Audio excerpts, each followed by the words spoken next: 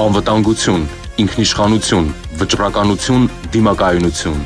Եվրամիությանն անդամակցություն, զարգացած տնտեսություն, ուժեղ բանակ, վստահելի դաշնակիցներ, ազգային արժանապատվություն, միասնականություն, համերաշխություն, պատասխանատվություն, օրենքի գերակայություն, անկախ դատարան, կոռուպցիայի մերժում, բարձր աշխատավարձ, անվճար բարձրագույն կրթություն, հասանելի առողջապահություն, արժանապատիվ թոշակ, հանուն հանրապետության, քո ձայնը խորհրդարանում։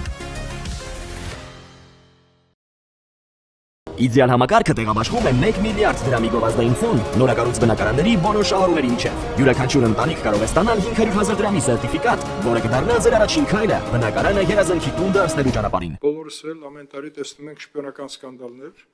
եւ տեսնում ենք ինչով է դա ավարտվում։ Բոլոր երկրներն ունեն նմանատիպ կարգավորումներ,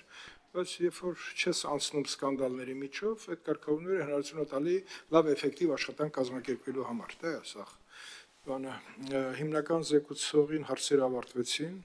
հարակից զեկուցումով ես հանդես գամ եւ կարծում եմ, որ հիմնական զեկուցողը եւ հարցերը, նաեւ մեր մյուս գործընկերների կողմից հնչեցված հարցերը խոսում են այն մասին, որ փոփոխությունները, որը ճանապարհը անցել ձևավորման փուլից հետո, այսինքն տարուկես,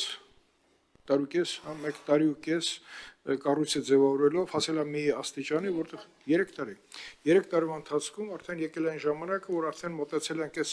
առաջարկներին, որտեղ իր մեջ ներառում են թե ծառայության կարգին, թե սոցիալական փաթեթ ունենալու, թե գաղտնալսման իրավունքից օգտվելուն, զենքի մի բան կոչումների դասային աստիճանները շատ դեպքերում ուժային կառույցները համապատասխանեցնում են զինված ուժերի աստիճանակարգին։ Հիմա բայց կան կառույցներ, որոնք հավասարեցնելով զինված ուժերին, դուք հիմա հավասարեցնում եք, բայց ես գիտեմ, որ զինված ուժերում բանակի գեներալի աստղ չկա, բայց գլխավոր դատախազությունը իր դասային աստիճանի գլխավոր դատախազը, ես հիշում եմ Աղվան Գառնիկիչ այդպես մեծ աստղ է խփում, որը համապատասխանում է բանակի գեներալի զինված ուժերում ամենաբարձր զինվորական կոչումը գեներալ գնդապետն է։ Լավ, ինչ որ է, եթե մենք այդ կարգով ենք գնում, պետք է այդ համապատասխանեցումը իրականում լինի համահունչ եւ դա շատ կարեւոր է, որպեսզի բառերի հետևում ուսադիրների ձևավորման մրցավազք չլինի, էլի, որտեղ ըստ էության Հայաստանը ձևավորում է այնպիսի մի կառույց, որը հնարավորություն է տալու մեզ տեղեկացված լինելու եւ ըստ դրա որոշումներ կայացնելու համար։ Ուստի առաջարկում եմ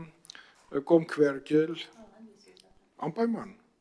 կողմ քվեարկել այս նախաձեռնությանը կառավարության կողմից ներկայացված հարցեր հարակից զեկուցողին։ Դա ես եմ։